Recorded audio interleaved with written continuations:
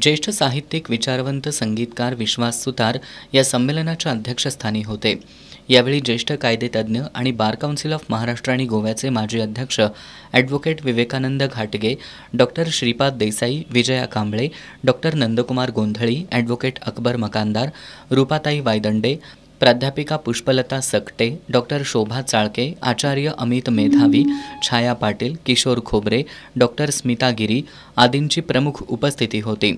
धम्मभवन charitable ट्रस्टच्या अध्यक्षा आणि संमेलनाच्या निमंत्रक ॲडव्होकेट करुणा विमल यांनी ट्रस्टचा उद्देश स्पष्ट केला।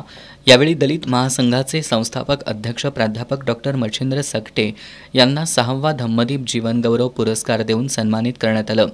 मानाचा फेटा, सन्मानचिन्ह, मानपत्र आणि 1 लाख रुपयांची पुस्तकं असं या पुरस्काराचं स्वरूप होतं।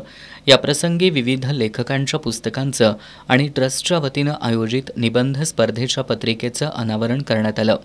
यावेळी अनिल ममाणे, ज्येष्ठ कवी आणि लेखक डॉक्टर अमर कांबळे, डॉक्टर दयानंद ठाणेकर, सुरेश केसरकर, सनी गोंधळी, विमल पोखर्णीकर, डॉक्टर निकिता चांडक, नीती उराडे, नामदेव मोरे, वृषाली कवठेकर, अनिता गायकवाड, अरहंत मिणचेकर, अनिरुद्ध कांबळे आदी उपस्थित होते।